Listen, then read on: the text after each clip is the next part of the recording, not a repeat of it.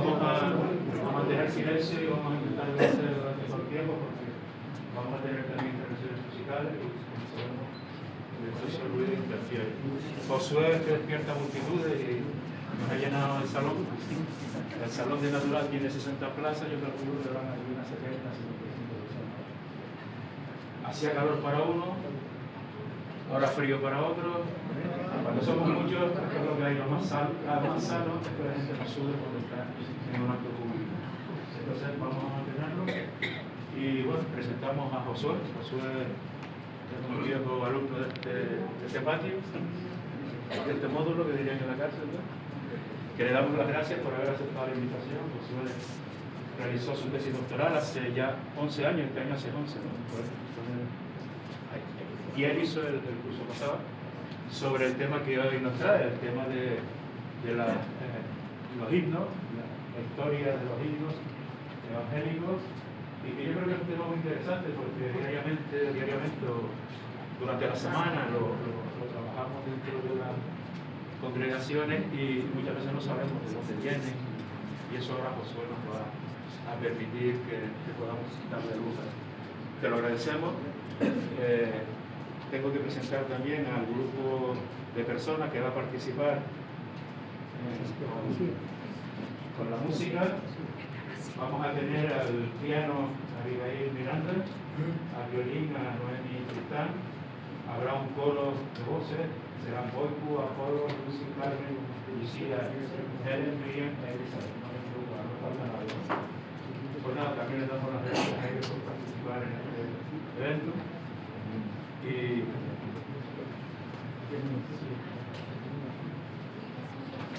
ya a partir de ahí va.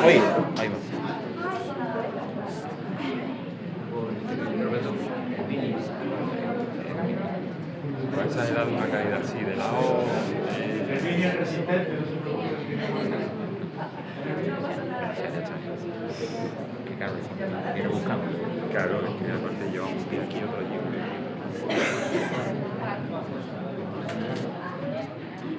Como decía, el tema que nos trae hoy es el conocer los orígenes de los seminarios evangélicos en España, y así ha construido su línea de investigación Josué Aguiar, y que insisto en agradecer que hayan tenido la disposición de hacerlo, y con ustedes pues decirles que bueno, que estas cosas pasan, la casa no es de uno, el dueño de la casa va moviendo espacios, y estábamos en el aula de piedra y hemos terminado aquí. Nos hemos ofrecido el salón de actos, pero porque hoy no está el aula de cine, que es la que está los viernes, pero nos parecía que quizás como tiene demasiadas plazas, quizás se quedaba un poquito disgregada, no lo sé.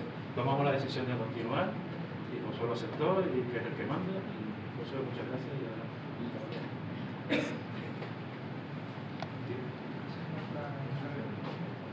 Después te puede morir, pero tú sí consideras que Pues nada, buenas tardes. En primer lugar, extender la gratitud a Enrique Solana por esta invitación y mi sorpresa por esta invitación, porque es la segunda vez que me invitan.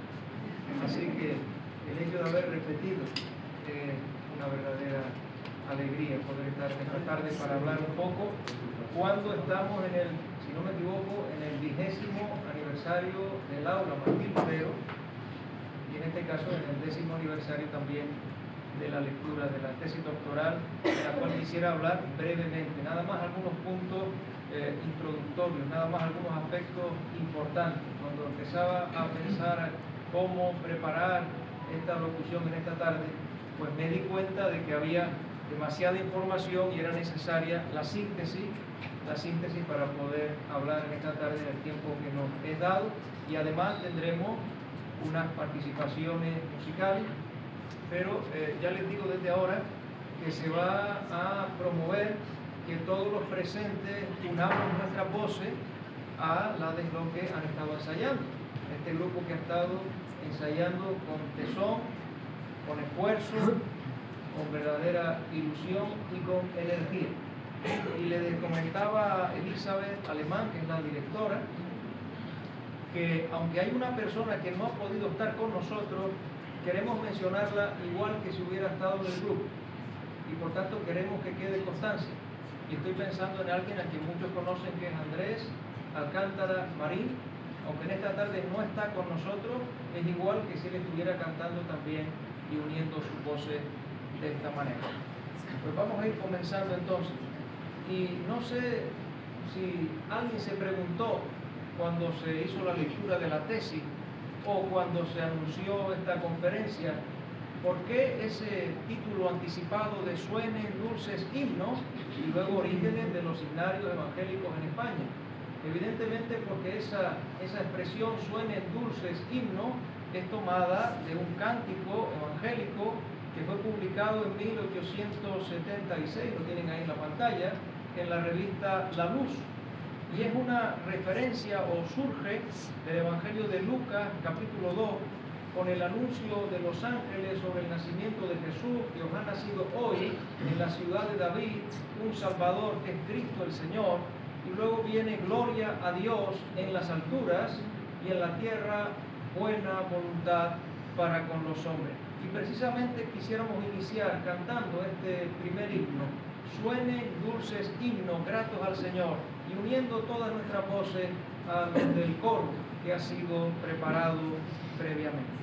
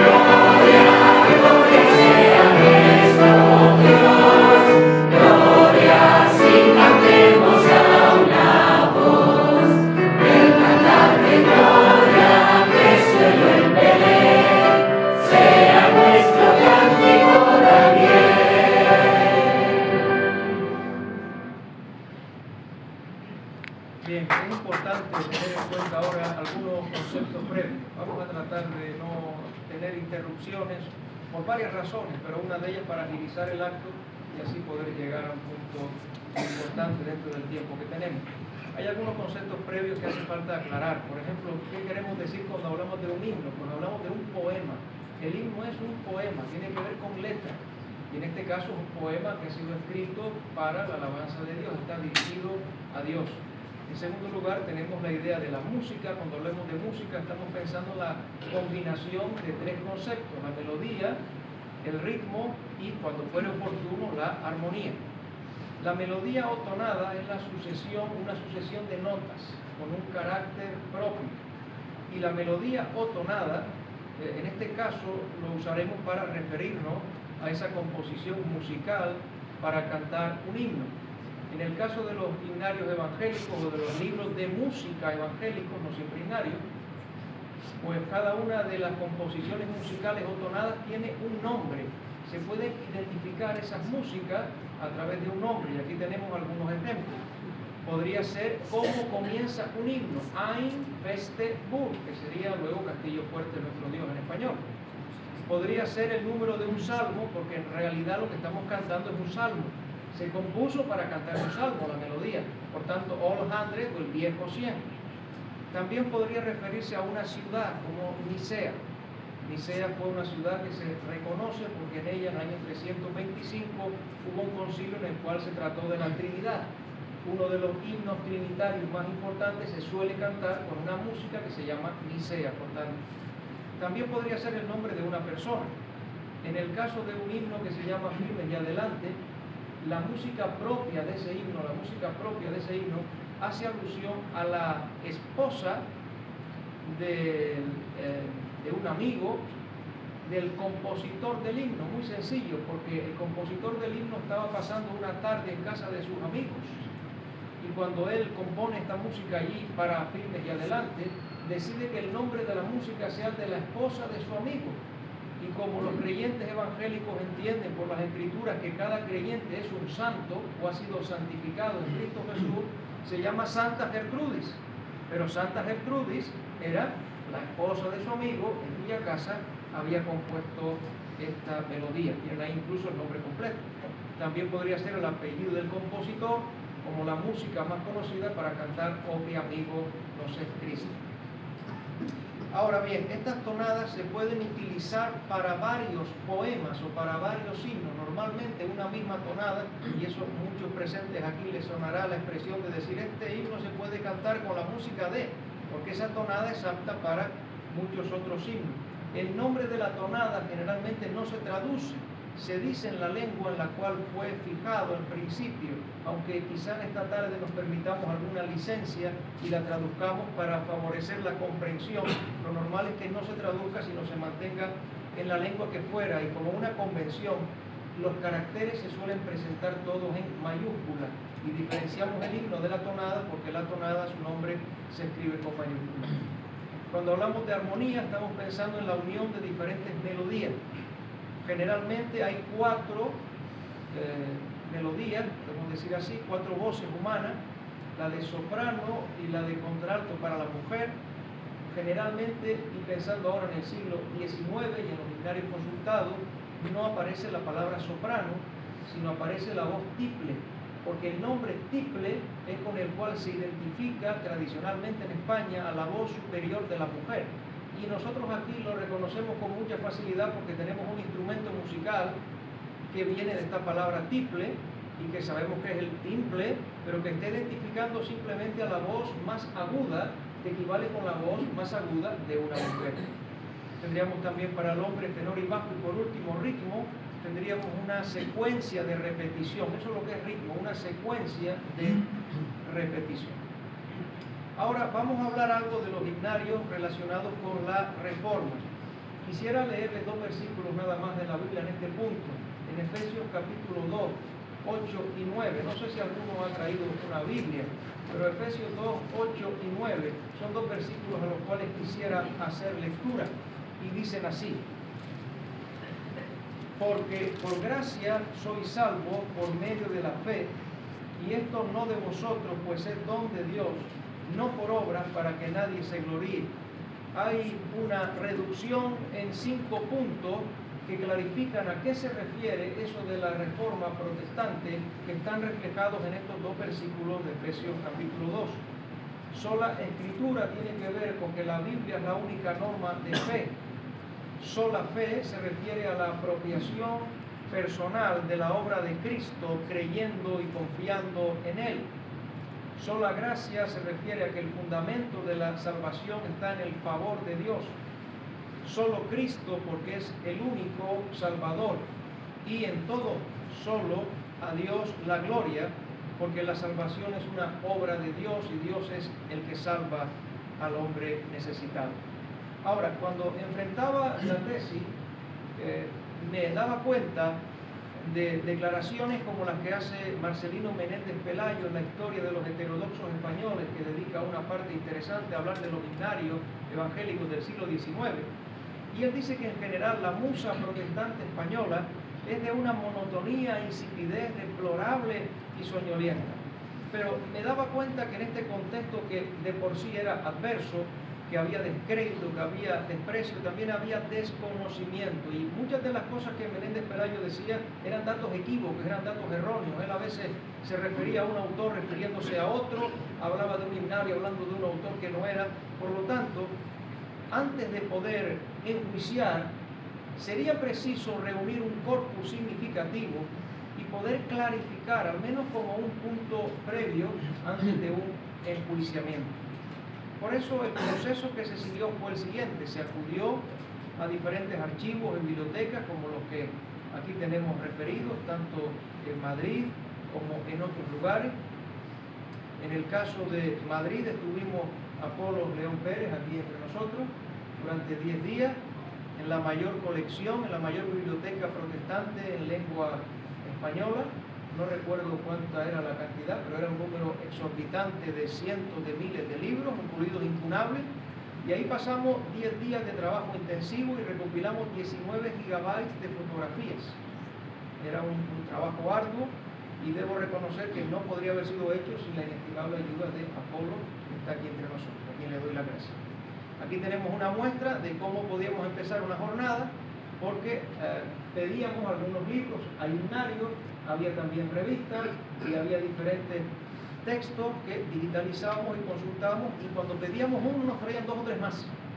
O sea que era algo realmente muy enriquecedor. No solamente himnarios, sino también revistas, porque hay que decir que hay himnos evangélicos que no son publicados primero en himnarios, sino en revistas. Revistas como cuáles, como El Alba, que tenemos aquí delante. El Cristianismo fue otra de ellas. El Eco Protestante, El Cristiano, esta muy bonita, dirigida a los niños especialmente, El Amigo de la Infancia. Y en estas revistas encontramos himnos, y en algunas ocasiones también encontramos el himno con su partitura. Entonces vamos ya a comenzar con el primer apartado que quisiéramos tratar brevemente en esta tarde. Quizás solo lo vamos a mencionar nada más por el tiempo del cual disponemos. ¿Cuál fue el alba o el inicio de la himnodia protestante española? Para ver algunas dificultades y contextualizar de manera muy breve. Ya lo acabamos de presentar. El término alba podría aludir a una revista, a una publicación que fue importante en la década de 1850, que llegaba a España de manera clandestina, porque se editaba en Londres y era parte de esos libros prohibidos que no debían llegar y que no debían ser leídos, que tenían su castigo y su penalización. Pero también el alba nos habla evidentemente de la aurora, de la libertad religiosa en España.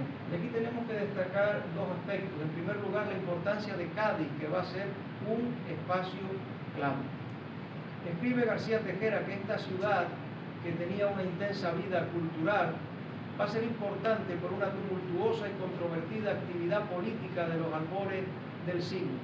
Y seguramente si pensamos en Cádiz y el siglo XIX, todos pensaremos enseguida en el aspecto político y en la Constitución de 1812, esa primera Constitución de signo liberal que en diferentes periodos tiene su importancia en España.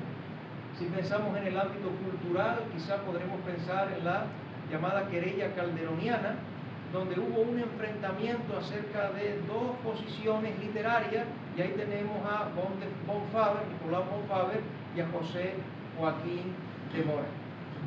Pero normalmente creo que no se suele decir entre los hitos de Cádiz del siglo XIX, y a mí me parece que esto debería ser un hito también de Cádiz en el siglo XIX, que es donde se publica el primer himnario evangélico en lengua española, es en Cádiz, y es en el año 1835.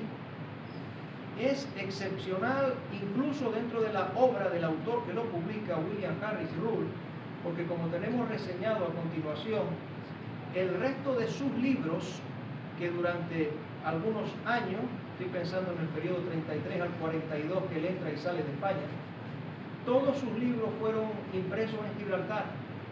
Sin embargo, un himnario fue impreso en Cádiz. Y el resto de sus himnarios, quizá en este momento diré libros de himnos, no lo digo ociosamente, fueron publicados fuera de España. O bien en Gibraltar, que estuviera cerca, pero no era territorio español, o bien en Londres, o bien en Nueva York. Excepción hecha a lo que ocurrirá después del 69, cuando ya hay un periodo primero de libertad y luego de tolerancia religiosa. Es el primer libro de himnos protestantes en España, el compilador es William Harris Ruhl, y es interesante observar que es un autor inglés, pero que incorpora himnos españoles. Y así encontramos a Luis de León. No le dicen Fray Luis de León, pero son salmos de Luis de León que incorpora ahí, y también de Tomás José González de Carvajal. Es un autor inglés, pero incorpora himnos españoles. Es algo interesante. Ahora, en segundo lugar, tenemos, también pensando en Cádiz, y ya le acabamos de mencionar a José Joaquín de Mora, porque ahora tenemos al primer autor español, el primer autor español que publica un himnario evangélico. ¿Dónde había nacido este autor? Pues había nacido en Cádiz. Seguimos todavía en Cádiz, aunque él publique este himnario en Londres. Estamos pensando en José Joaquín de Mora en el año 1857, la primera serie, y la segunda serie en el año 63, y por cierto muere en el 64. Este José Joaquín de Mora era el cónsul, entonces el cónsul de España en Londres. Pero como podrán observar, estos himnos y canciones espirituales se ofrecen a todos los que saben la lengua española por su amigo el editor. ¿Y quién es el editor? Pues nadie lo sabe, aparentemente. Además, él colaboraba con la revista El Alba, y algunos de los artículos del Alba eran escritos por José Joaquín de Mora. Y miren lo que dice ahí en una captura que tomé diciéndose del año 59, el himno que precede, traducido al castellano por un protestante español que naturalmente no quiere dar su nombre. Sin embargo, sabemos por fuentes de la época que se trataba de José Joaquín de Mora. Un detalle interesante es observar que hay por lo menos una similitud entre los dos himnarios. Y es que hay un himno inglés que los dos traducen. Entonces, si hay un punto de encuentro, es un himno que los dos traducen, que está basado en Apocalipsis 5, versículos 11 al 13, y que en la versión de Harry Ruhl empieza: levantaos hermanos con cántico pío, y en la versión de José Joaquín de Mora, venid nuestras voces alegres unamos. Y por cierto, los dos himnos se siguen usando en la actualidad.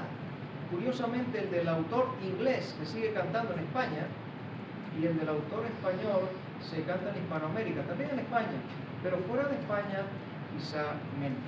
Ahora, otro aspecto destacado son los anhelos de libertad que se van a plasmar en esta época por parte de los evangélicos. Hay diferentes aspectos como la libertad de conciencia, de reunión, la libertad educativa, la enseñanza libre o la abolición de la esclavitud, porque todavía hasta 1886 en Cuba, que era territorio español, existe la esclavitud.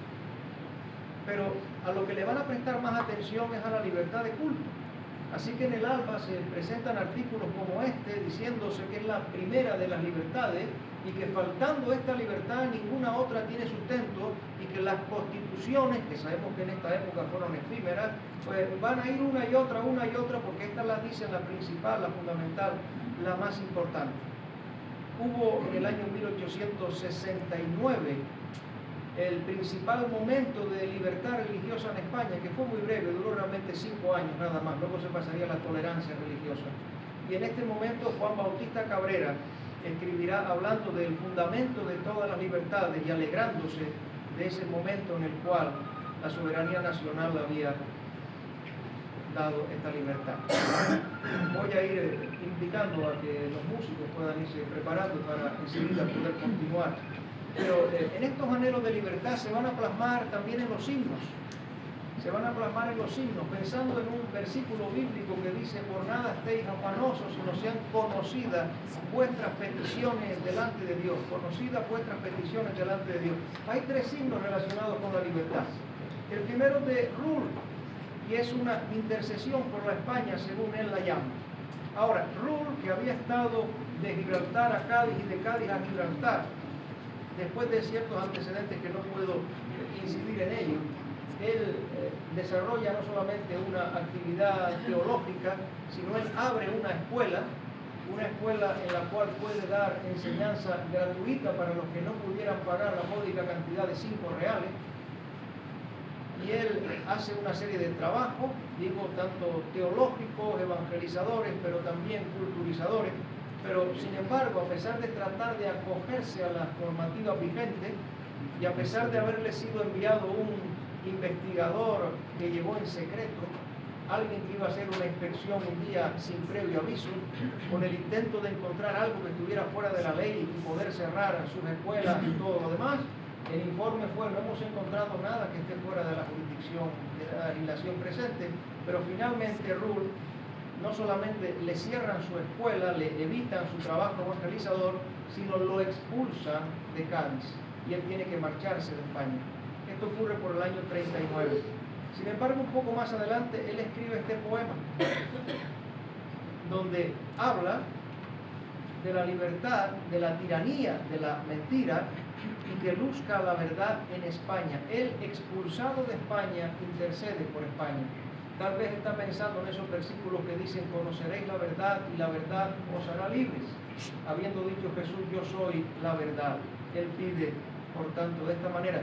Y está incorporado este poema en todos sus libros de himnos que he podido consultar entre el año 42 y el 80. A continuación, la segunda oración en este sentido es anónima y está publicada en el año 69, precisamente cuando comienza a haber libertad. Les digo, fue breve. Y a Juan Bautista Cabrera y a Lama le fue dicho por el general Prim que a partir de aquel momento podrían ir con la Biblia en la mano y predicarla por toda España. Entonces aparece este himno que dice: clama en su oscuridad pidiendo libertad. Vamos a pasar a cantar esto.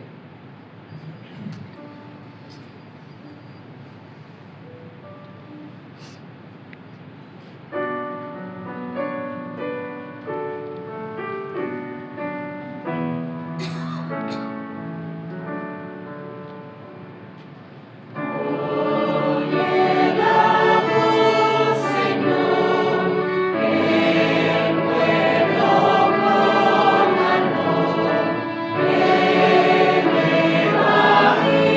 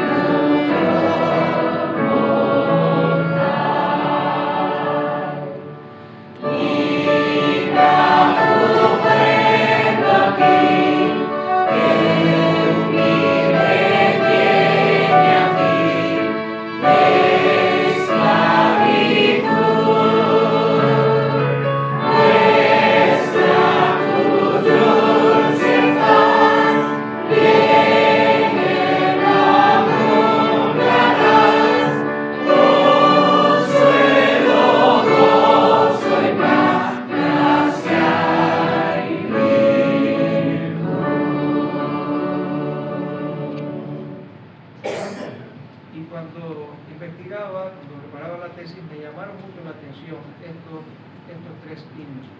El tercero es de Juan Bautista Cabrera, del año 71, que él lo llama Plegaria por la Patria. Notarán cómo tenemos ahí destacada esa expresión. Sobre la tierra que por patria amada te plugo darnos, libertades brille. Siempre la luz está presente en todos estos poemas. Y no consienta que se forjen nunca yugos que humillen. Lo tenemos en cada uno de los himnarios que él publica en el año 71, en el año 78, en el 87, y también en su antología poética, que es del año 1904. Así que está muy presente en cada una de ellas. Y a modo simplemente de detalle, debo decirles que en este himno de Juan Bautista Cabrera, que era alguien muy meticuloso, un verdadero erudito en todos los aspectos, en todos los sentidos, él hace que esta plegaria por la patria concuerde con la oración del Señor o con el Padre Nuestro. Por lo tanto, veremos cómo están cada uno de esos elementos. Padre nuestro que estás en los cielos corresponde con la mirada al trono excelso, con excelsa gloria.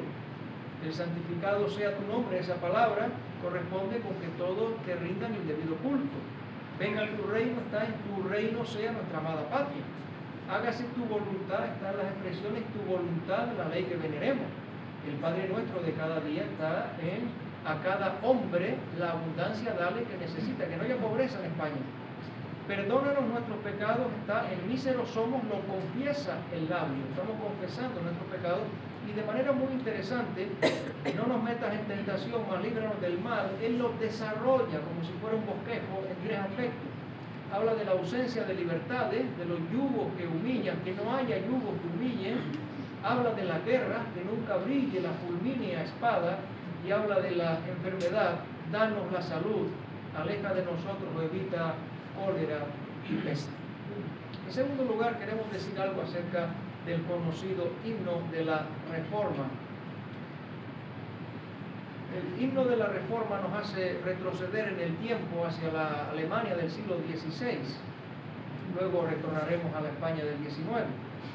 No tenemos la certidumbre del momento en el cual este himno con su correspondiente tonada fueron compuestos. Se han dado diferentes posibilidades. La primera es relacionarlo con la dieta de Worms en el año 1521, cuando Lutero, tras sus 95 tesis y algunos pocos escritos, se le combina a retractarse, pero él dice que su conciencia está presa por la palabra de Dios y a menos que hubiera argumentos convincentes y apoyados en las escrituras, él no debe ni puede retractarse.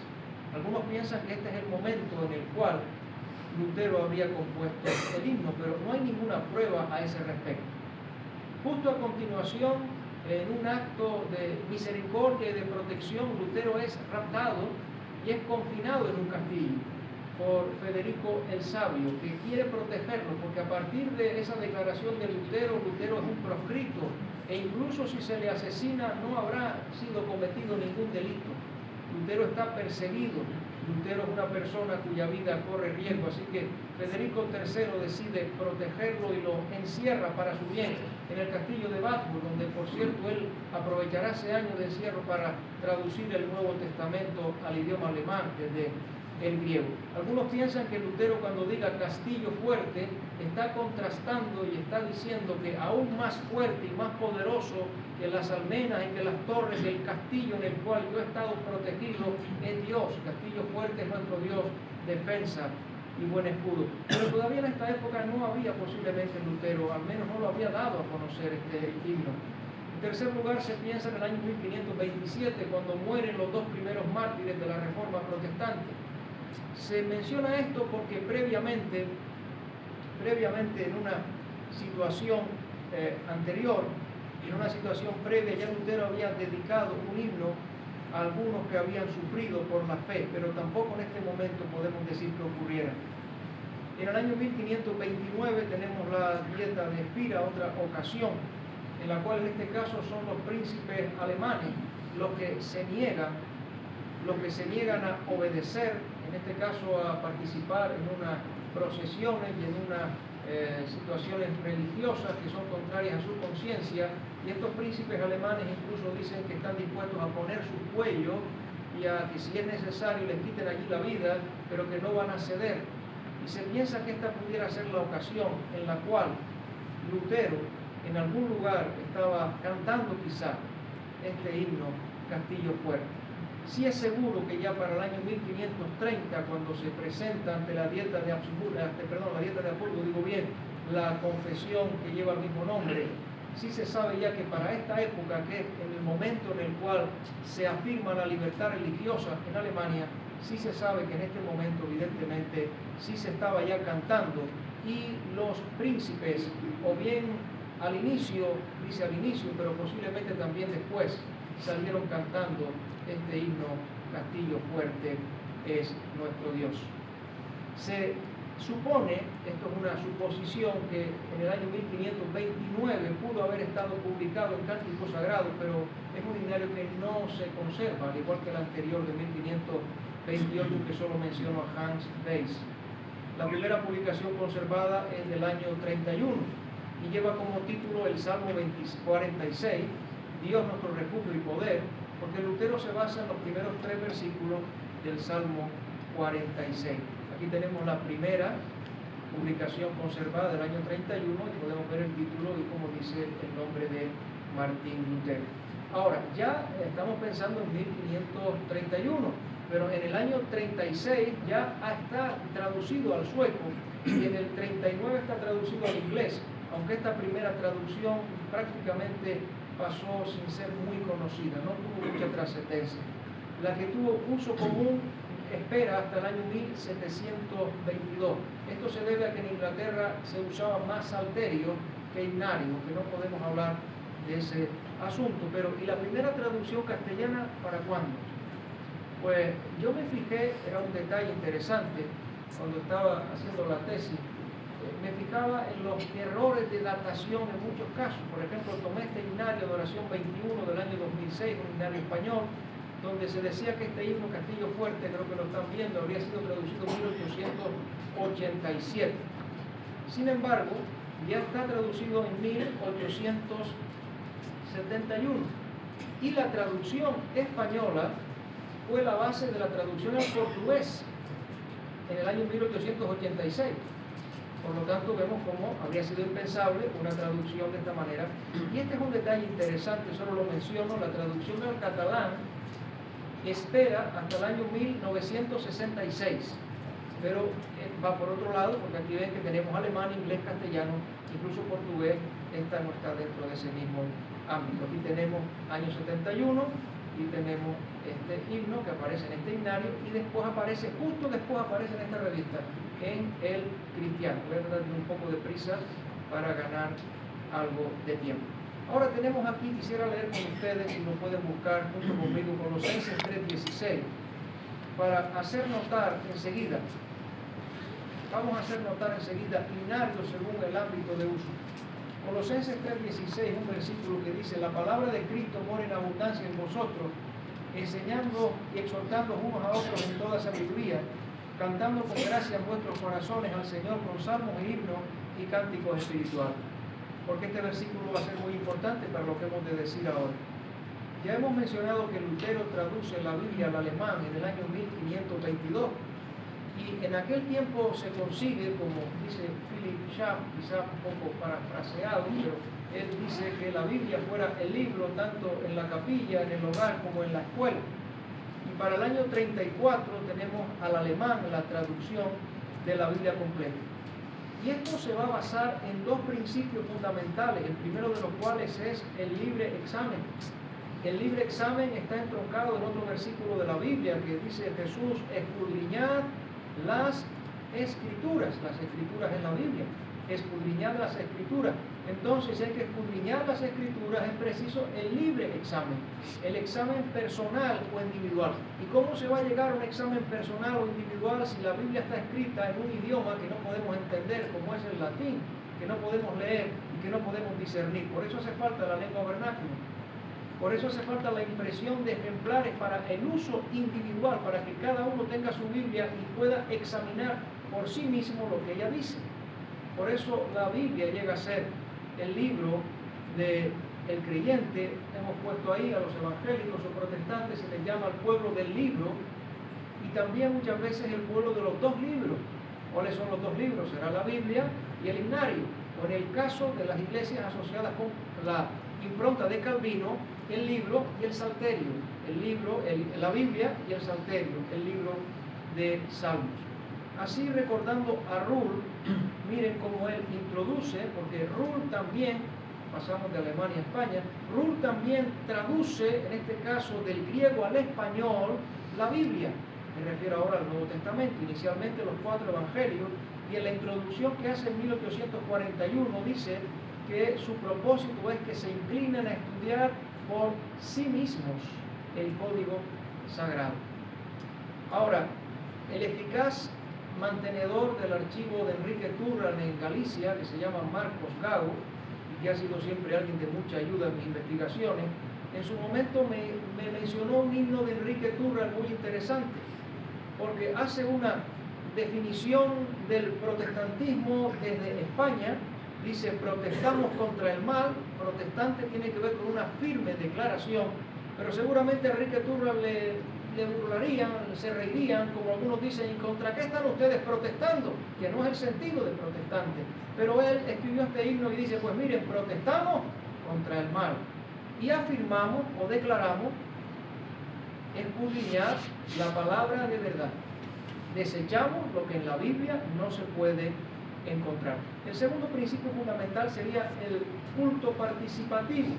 La Reforma Protestante dice que un principio bíblico es el culto participativo, que tiene que ver con el sacerdocio general de los creyentes o el sacerdocio universal de los creyentes.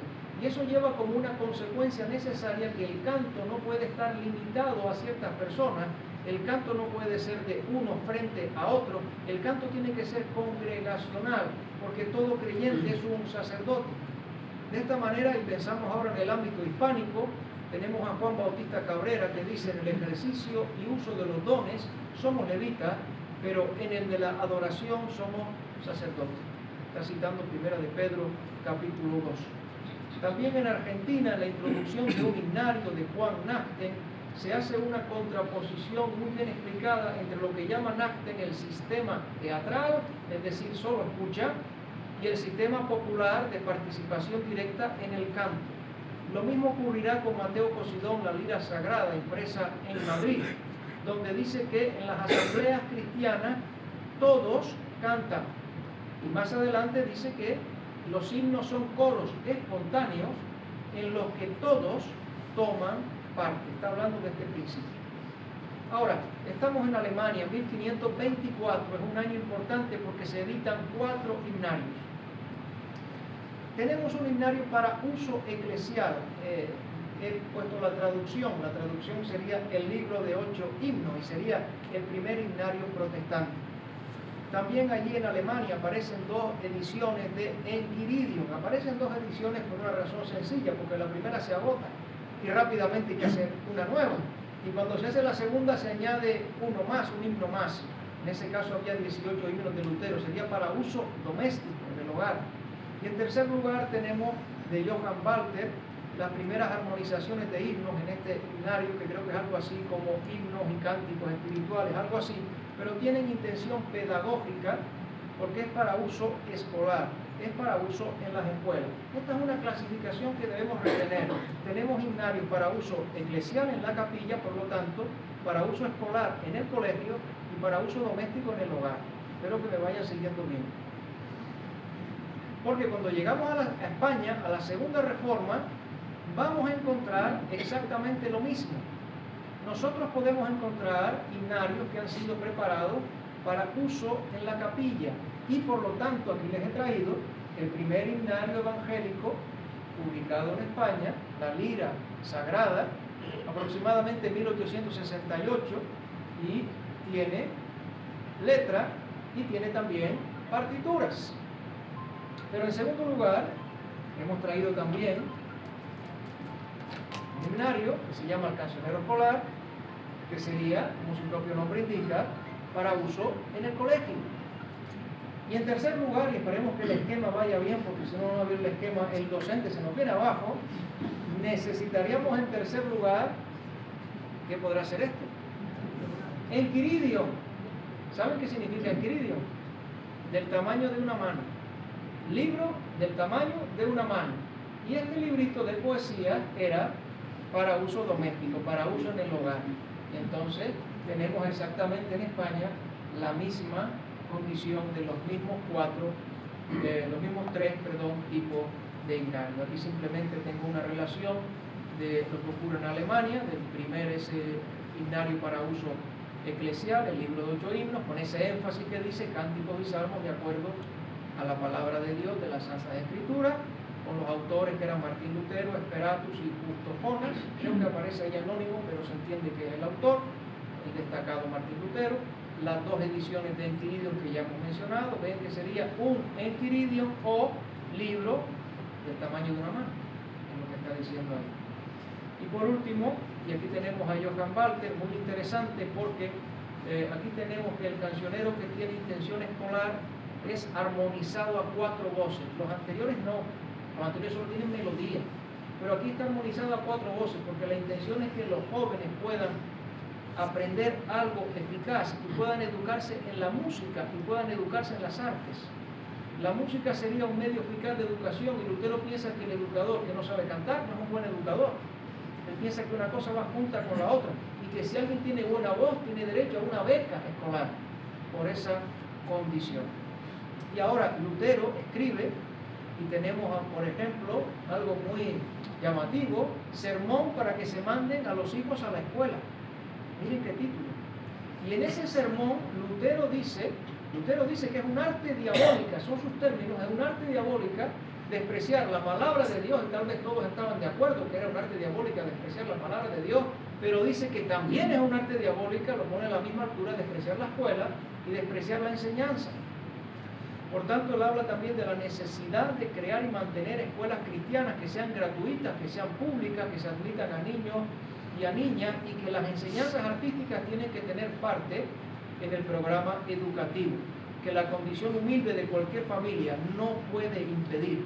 Tienen que ser atendidos abundante y diligentemente, ya provisionándoles de todo.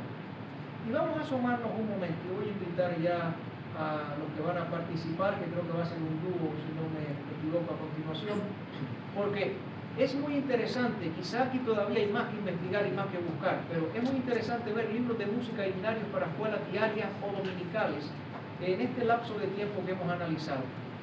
Simplemente voy a pasar porque entendemos que el tiempo avanza. El que tengo aquí en la mesa es el Cancionero Escolar, que tiene 2 ediciones de 1888, y la segunda es una edición póstuma, porque Sebastián Cruellas, que es su autor, muere en el 89. Y por cierto, digo algo solo de paso, es el primero que traduce parte del Mesías de Händel. El Mesías de Händel comienza a conocerse en España por Sebastián Cruellas, que comienza a hacer una traducción que ha concluido, creo que no hace tanto, esa traducción, ¿verdad?, en la península por algunas personas muy bien preparadas, y yo tengo un ejemplar que generosamente alguien aquí presente me obsequió y estoy muy agradecido.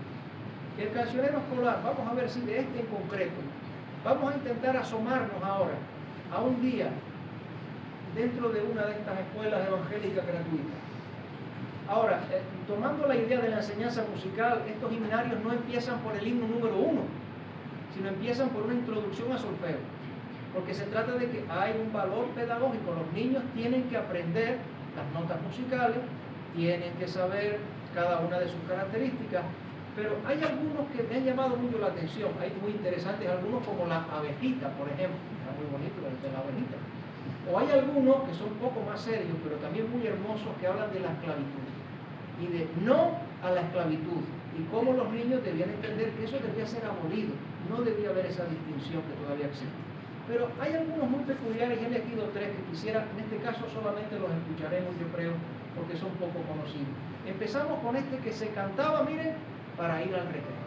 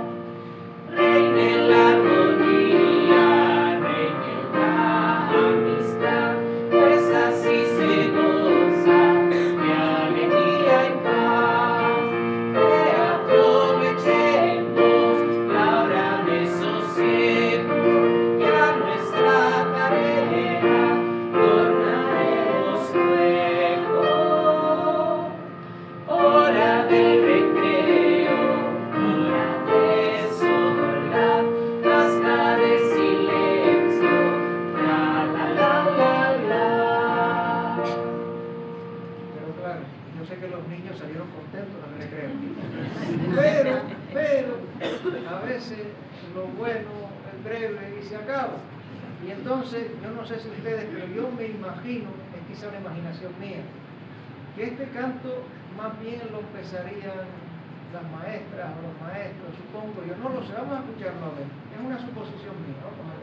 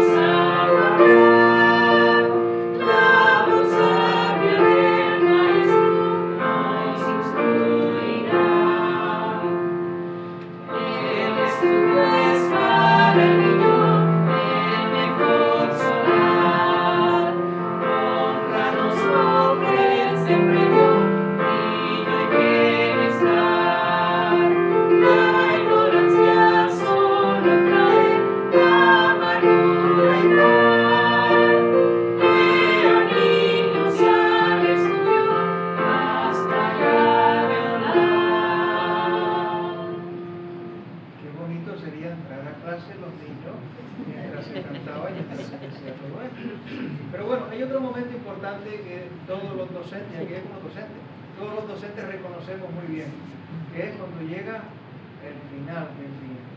Y entonces también había para cantar al terminar la jornada.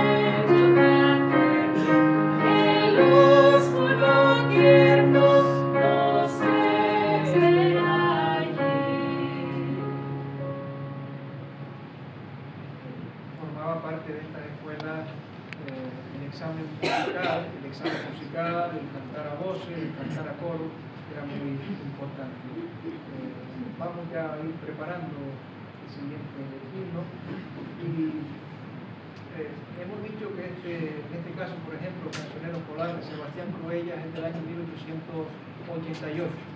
Pero no es el inicio de eventos binarios pensados para los niños. Hay que pensar en el año 1867, cuando se publica como fascículo una revista que se llama La Estrella de Belén, que tuvo mucho uso, se publica en Nueva York, pero tuvo mucho uso en todo el ámbito importante de uno y otro lado del Atlántico. Y en España circuló profusamente. Yo estaba muy triste y apesadumbrado cuando hice la tesis, porque no encontré por ningún sitio, sé que había, pero no encontré en todas las puertas que toqué ni un solo ejemplar de La Estrella de Belén. Pero un buen día recibí un correo de alguien que muy generosamente había leído mi tesis y me dice: yo sé que usted no tiene esto, así que le envío una copia digitalizada. Y mi alegría fue inmensa cuando pude consultar por fin cada uno de los números de La Estrella de Belén. Entonces se usaba inicialmente La Estrella de Belén, entre otras cosas, en estas escuelas, en las escuelas diarias y también en las dominicales. Desde el año 1867 se publicó en Estados Unidos, en Nueva York, pero digo, circuló profusamente por España. Tomé esta referencia de la revista El Cristiano, donde se hablaba mucho de los niños, y esta me llamó la atención, esta historia, este relato. Dice: de Barcelona nos escriben lo siguiente, Cristiano salía en Madrid. Hace poco cayó enferma una joven que frecuentaba los cultos evangélicos en la Barceloneta. Su hermana menor era discípula de la escuela diaria evangélica del mismo distrito. Esta niña tenía un mal que no admite cura, una inflamación interior.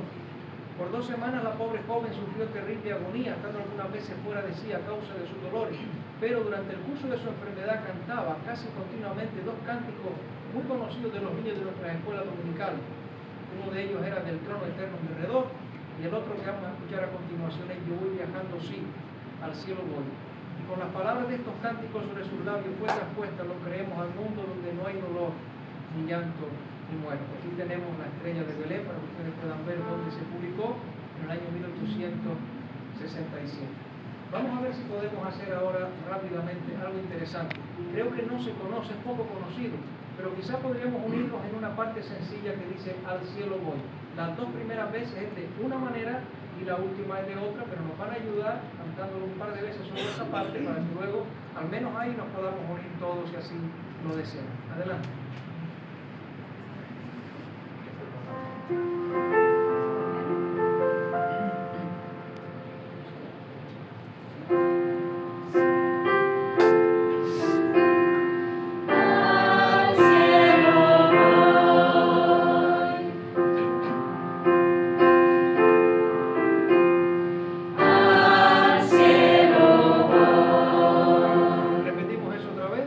Si lo podemos tomar.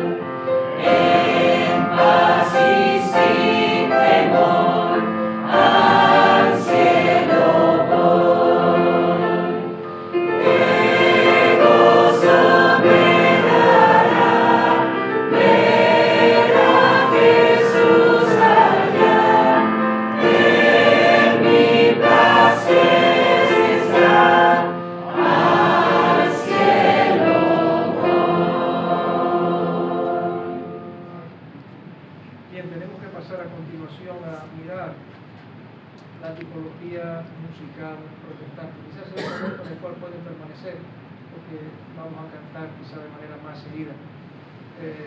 Vamos a pensar ahora especialmente en el aspecto musical. En el aspecto musical es lo que vamos a pensar en esta parte de la presentación.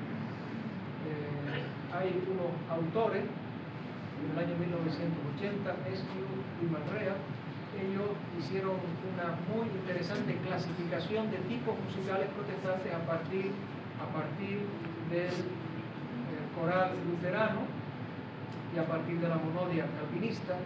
Hicieron una serie de clasificaciones.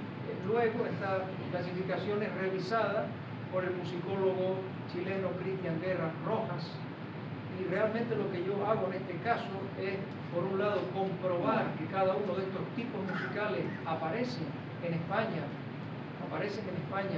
en la llamada Segunda Reforma, pero también intenté, no sé si lo conseguí, un intento de armonización terminológica, posiblemente todavía mejorable, o seguramente todavía mejorable.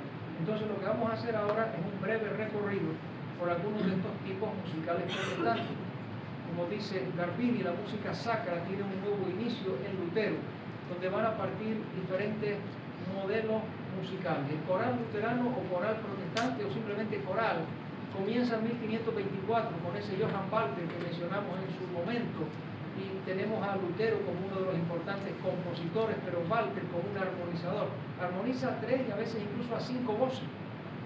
No siempre nos llega tal cual Lutero o Walter lo habían dispuesto, en algunas pequeñas modificaciones, porque por ejemplo a veces la voz principal es la del tenor, y para nosotros hoy la voz principal evidentemente es la de la soprano, pero en sustancia sí nos llega tal cual, teniendo en cuenta también algunas aportaciones posteriores de Johann Sebastian Bach, que hizo notar su importancia también en esta tonada. Yo aquí voy a tratar de ser breve para que podamos ir viendo cada uno de los ejemplos. Y en primer lugar, Ein feste Burg, que es la tonada propia del Castillo Fuerte de nuestro Dios. Y de aquí en adelante sí, por supuesto, doy por sentado de que todas las voces se van a unir para poder juntos cantar a partir de este Castillo Fuerte en nuestro Dios, la tonada Ein feste Burg.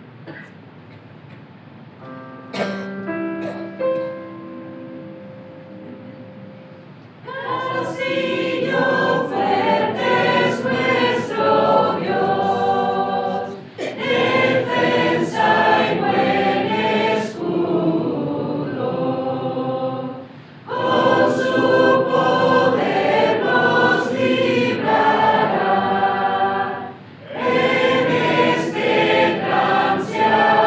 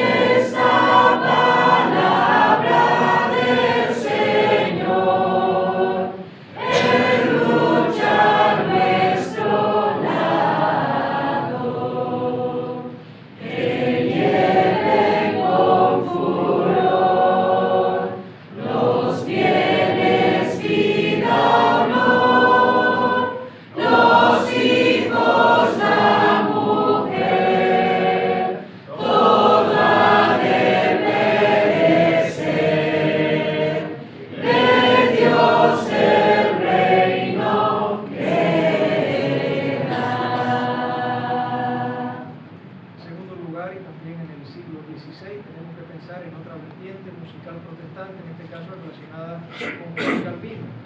Juan Calvino tenía la intención, el propósito de que la palabra de Dios, directamente la palabra de Dios, se hiciera cantable. Por eso él quiere que los hombres hablen a Dios usando las palabras de Dios, y por eso se preparan los salterios metrificados, en lo cual él supervisa, y tenemos a diferentes autores que preparan, en este caso el canto congregacional, al igual que en el caso de Lutero era un canto a capela, por eso han cantado a capela ahora y también lo harán a continuación. Y el uso de la coral era para el canto doméstico y escolar. Calvino también establece una hora diaria de cántico en la escuela. En la escuela pública hay una hora diaria en la cual se tiene que estudiar el canto.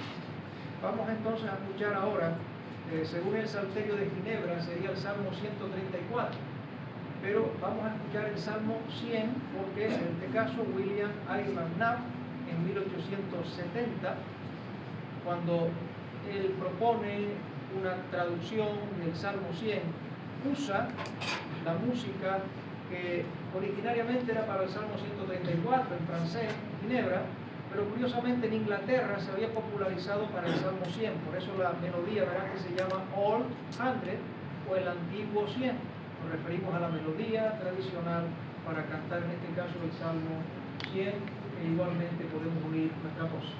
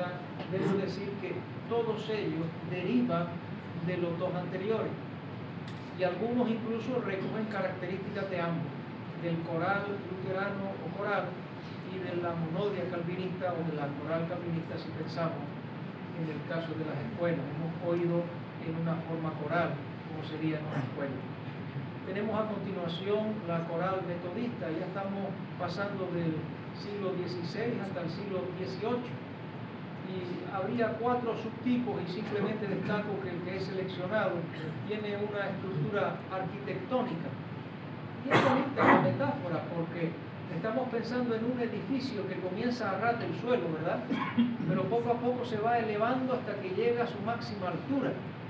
Y la idea de la melodía, estamos pensando ahora en melodías, en composiciones musicales, es que el final de esta melodía es la máxima elevación dentro de la escala. Por eso se habla de una estructura arquitectónica, porque es la nota superior, la última, la más alta. Vamos entonces a Darwin, y esta melodía, que inicialmente era compuesta para el Salmo 148, en España se utiliza desde 1882 para este himno Salud hay para mí.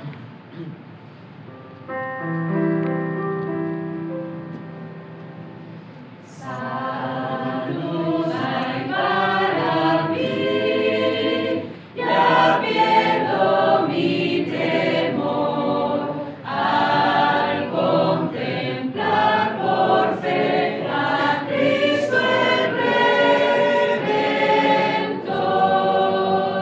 Jesús dará San Juan amor y por su salvación murió.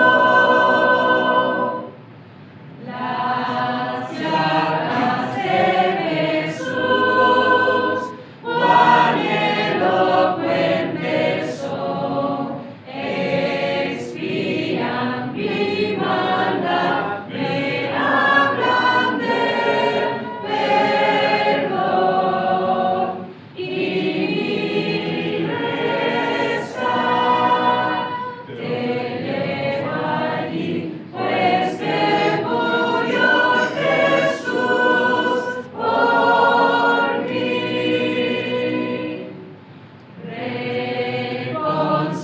Reconciliado soy, la voz de Dios oí, cual hijo de su amor, llamándome hacia sí. Su Espíritu, mi Dios me dio, y sé por el que me aceptó. La nota más elevada en la escala es la última. Pasamos ahora a la coral Lied presbiteriana, en la cual Lowell Mason fue muy importante. Era un banquero. Lowell Mason era un banquero. ¿Qué tiene que ver un banquero con la melodía evangélica, con una tipología nueva evangélica? Pues miren, era alguien autodidacta, pero interesado por la formación musical. De hecho, el primer libro que le publican, se lo publican anónimamente. ¿Cómo un banquero va a estar publicando un libro de música?, pensaba él. Pero él llegaría a ser el presidente de la Haydn, tenemos ahí el nombre, Boston Handel and Haydn Society, por su importancia. Fue el introductor de la educación musical en las escuelas de Nueva York y de Boston. Popularizó el canto científico, introdujo nuevas maneras de notación o de escritura musical para facilitarlo a todos, y llegó a publicar más de 50 himnarios con teoría musical. Lo que vimos antes en el cancionero escolar es una herencia de Lowell Mason. Y como son himnos pensados para las escuelas, son muy sencillos.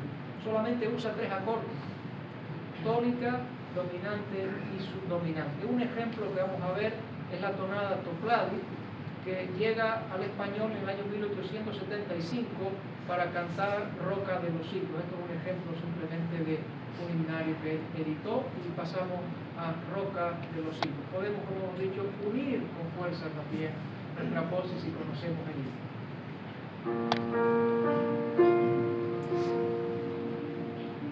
Roca de los siglos, tú fuiste herida así por mí, anhelando la salud. Yo me escondo, Cristo, en ti, de la ira, sálvame, de mis culpas lávame.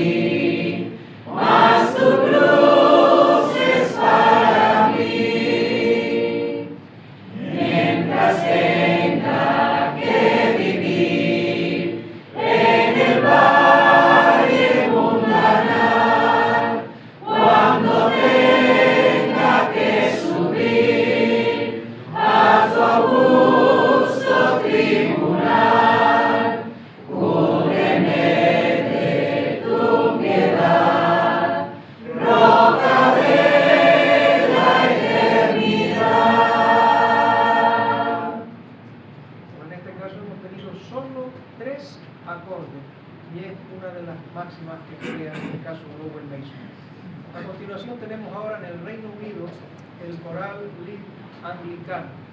En este caso sí hay una verdadera riqueza y variedad de acordes, es una de las características, pero se puede reconocer con mucha facilidad este tipo musical porque se repiten notas en la melodía. A continuación pasaremos a un himno cuya tonada es Nicea, y el himno es Santo, Santo, Santo, y si se fijan, Santo tiene dos sílabas, ¿verdad? Hay dos notas musicales, es la misma nota.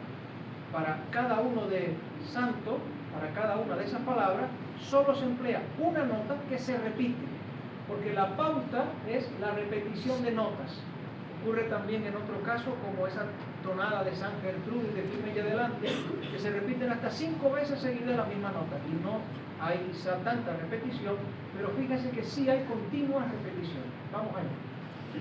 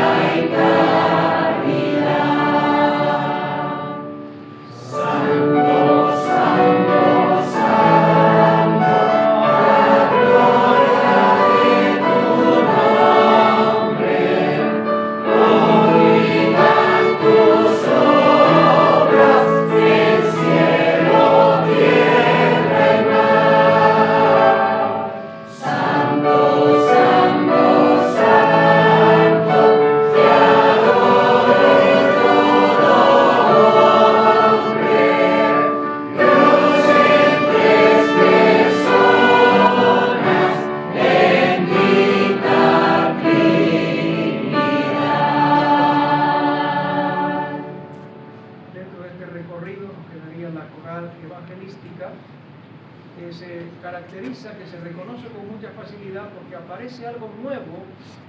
Hay alguna anticipación, ¿verdad? Pero de manera peculiar, de manera característica, de manera permanente, aparece algo nuevo que es la introducción de lo que se llama el coro.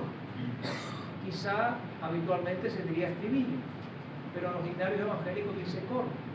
Con este nuevo tipo, la coral evangelística de Ira David Sankey, encontramos que hay, aparte de las estrofas, otra que se repite y a la cual se le va a llamar coro. Vamos entonces a Penfield, ¿Cómo me podré salvar?, que por lo menos desde 1904 se conoce en España.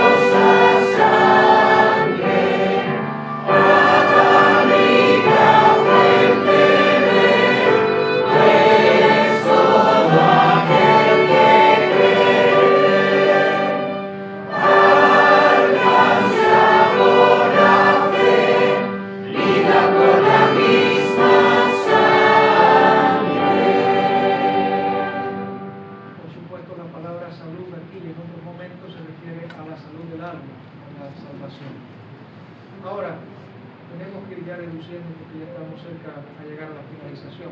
Hemos de pensar brevemente, pero hemos hablado de tipos musicales protestantes que llegaron a España, pero hubo música original protestante en España a partir de la Segunda Reforma. Algunos lo ponen en duda, como aquí Plaza Navas en un artículo, pero evidentemente la respuesta es que sí.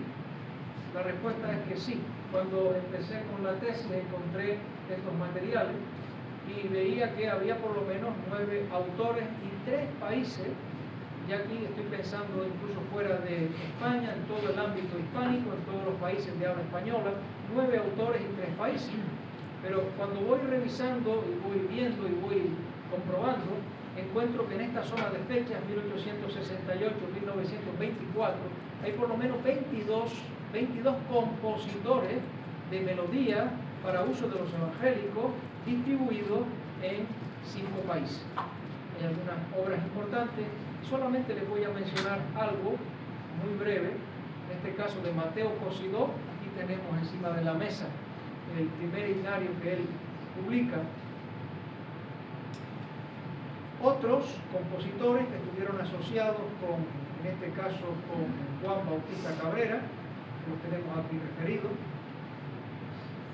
Bueno, aquí simplemente el detalle que no quisiera pasar por alto. La plegaria por la patria que dijimos al principio, que era de Juan Bautista Cabrera, al trono excelso, de tu piedad, etc. Es interesante notar que esa plegaria por España se canta con una música que se compuso ex profeso en España. En este caso esta melodía era de José Piqueras y Cabanilles. Y otro dato interesante, es una de las pocas composiciones evangélicas que se canta fuera de España, se canta también en Cuba por lo menos, se canta también al menos en Cuba. Sebastián Cruellas, que ya hablamos de él cuando mencionamos la música para las escuelas protestantes, y también él participó en otro himnario para niños, en este caso de Juan Bautista Cabrera. Pero quisiera, por dejar nada más en nuestros oídos, algo compuesto en España por un autor protestante, en este caso Felipe Orejón Garrido. Normalmente estas composiciones eran para llenar espacios vacíos, en este caso un himno nuevo, una música nueva, o a veces una melodía que era necesaria porque no había ninguna que nos encajase de las ya existentes. Pero Felipe Orejón Garrido hace algo interesante, y es que para un himno que ya hay una música, en este caso alemana, él da como alternativa su propia melodía, en este caso para el himno que dice: Señor, heme en tus manos, dirígeme, probablemente del año 24. Sí, vamos.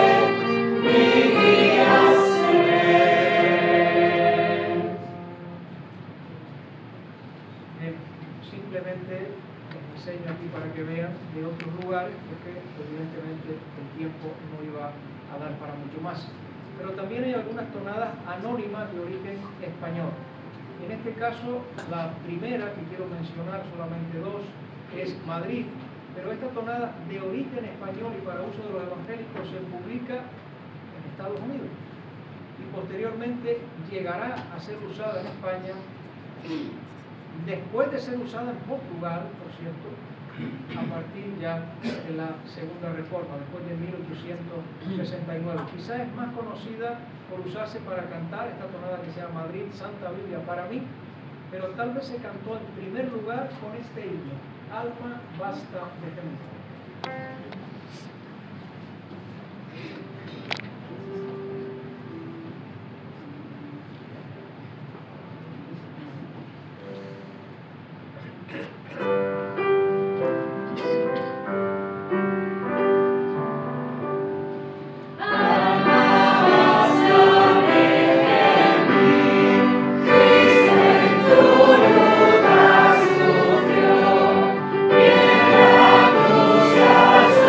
Su